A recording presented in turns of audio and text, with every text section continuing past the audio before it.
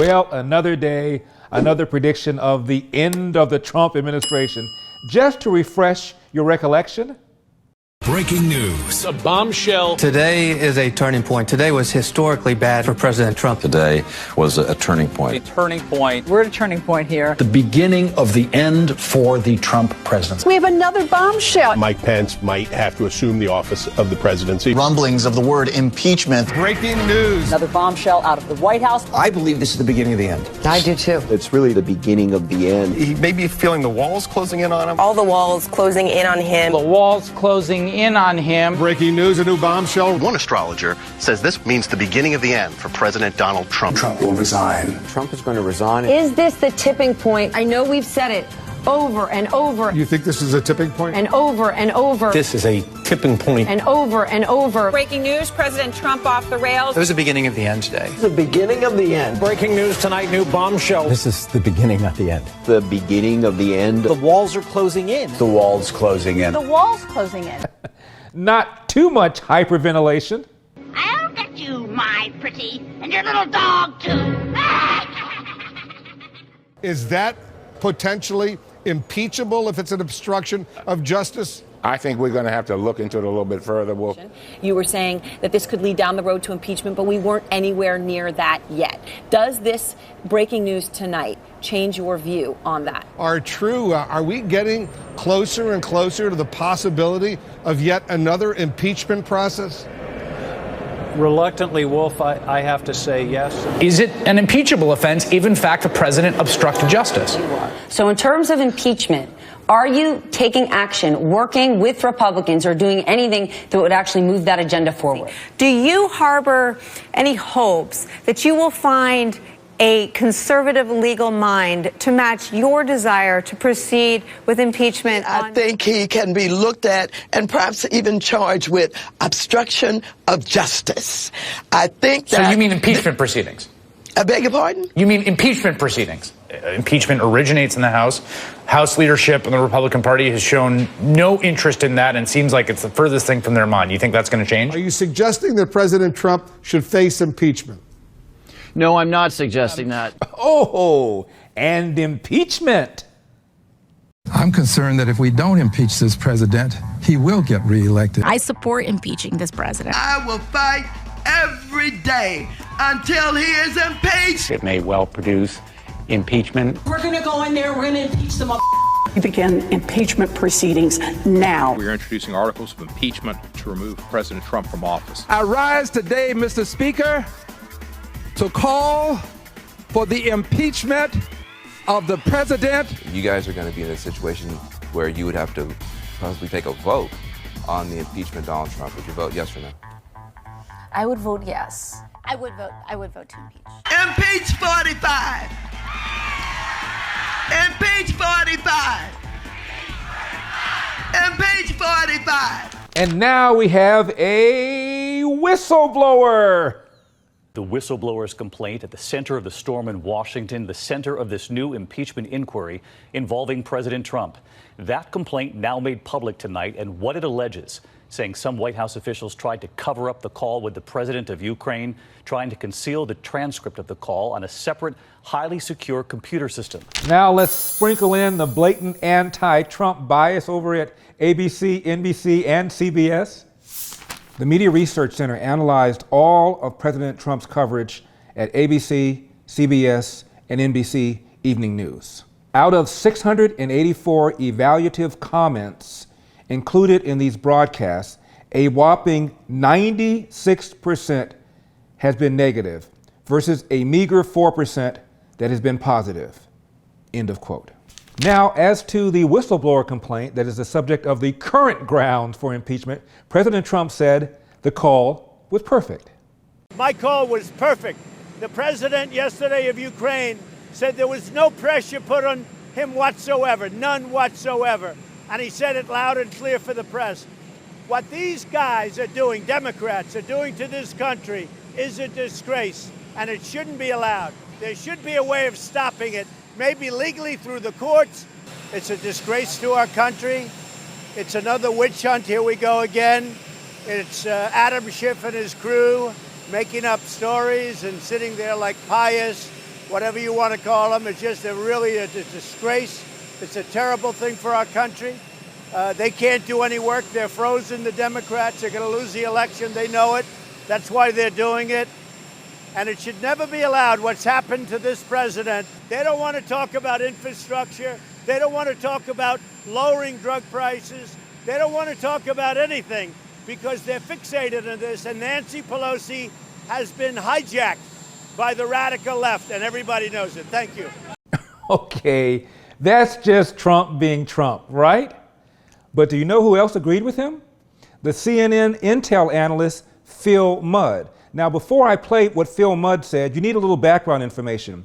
Project Veritas exposed the president and CEO of CNN, Jeff Zucker, literally directing his crew to pursue impeachment to the exclusion of other important stories.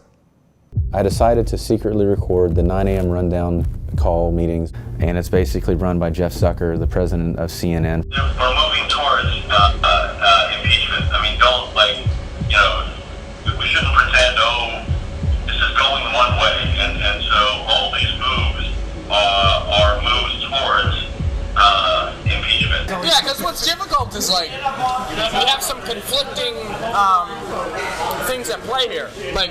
There's a lot of people who are out here trying to just do what they think is the best of journalistic integrity, and then you get on the 9 a.m. call, and big boss Jeff Zucker tells you what to do. Now, this brings us to Phil Mudd, the CNN Intel analyst. He was on Chris Cuomo's show when the whistleblower stuff first broke, so they didn't have time to coordinate their talking points. And Phil Mudd unleashed, not on Trump, but on the whistleblower. Somebody says they heard something as an Intel official that troubled them enough to lodge a formal complaint to the IG. How unusual.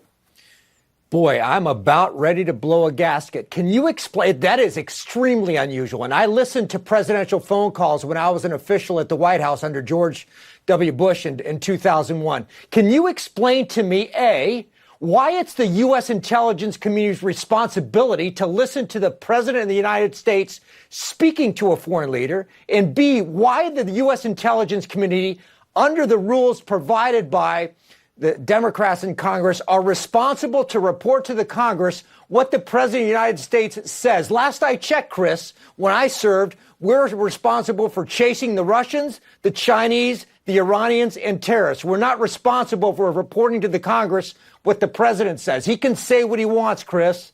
So you don't like that somebody snitched on the president? Correct. The question, if you have a whistleblower issue in the intelligence community, might be, is somebody misusing funds? But I want to ask the Inspector General why it is, again, the responsibility of the intelligence community guys to say, we got to complain about what the president says, and we, the intel guys, have to go report to Congress about what's going on in the White House. The intel guys, last I checked, reported on North Korea and Iran, not on whether the president wants to make a promise to a foreign leader. I am ticked off. This is completely inappropriate, and the Congress should not be asking the intel guys to go snitch on the president. No. So what is the mechanism for policing what is done in the White House? Quit. Quit, and you can talk to the media if you want. You can write a book if you want. Now, on impeachment day one, you have two witnesses who testified about the phone call that President Trump engaged in with the president of Ukraine. Except these two witnesses admit that they never spoke to Trump about Ukraine. In fact, the witnesses admit they never spoke to Trump at all. We got 6 people having 4 conversations in one sentence, and you just told me this is where you got your clear understanding.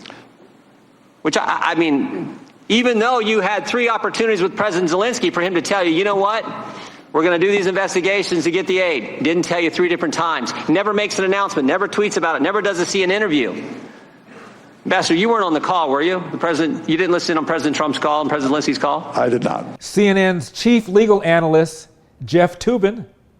Because the one criticism of these two witnesses, which I think is very much legitimate, it's not really a criticism, it's just a factual statement, is that neither of them had direct contact with the president. Ever. Ever. And yeah, that's a problem if you're going to impeach the president. And do you remember when Speaker Nancy Pelosi said, in order for impeachment to be successful, it really has to be bipartisan? Has this been bipartisan? A big difference between then, during the Nixon impeachment process, and even the Bill Clinton impeachment process, and now, is that at that time, you had bipartisan support for this kind of inquiry to begin. Right now, you don't have any bipartisan support. You just have Democrats. All the Republicans voted against. Now to day 2 of the impeachment inquiry. The former ambassador to Ukraine testified that yes, she had been replaced, and no, she wasn't happy about it. But she also said she never heard the president solicit a bribe, nor did she ever hear the president engage in any conduct that she considered to be criminal. Do you have any information regarding the President of the United States accepting any bribes? No. Do you have any information regarding any criminal activity that the President of the United States has been involved with at all? No. So, You got nothing. Nothing. the next round of impeachment hearings involved the ambassador to the EU, Sondland. And he testified it was his assumption that there was a quid pro quo, but admitted the president said in a phone call with him, I want nothing, I want no quid pro quo. So you got a bit of a problem here, don't you? Finally, let's change the subject just a little bit. If you're having difficulty in this transgender world understanding what pronouns to use, you ain't alone. I'm not as woke as I should be, and it's embarrassing. Like, I've been messing up on my pronouns lately because I met someone who was not a guy or a girl. They were a they, which is how they wanted to be referred to, and that's important. Like, I care about that. It's just, it's new to me. And in a sentence, structurally, it makes me sound like a runaway slave.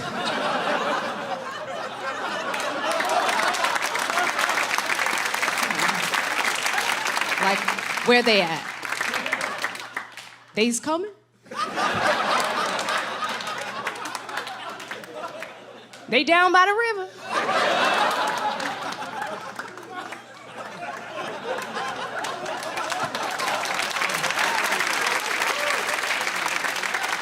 They gonna be mad at that joke. I'm Larry Elder, and this has been the Larry Elder Show for Epic Times. I'll see you next time.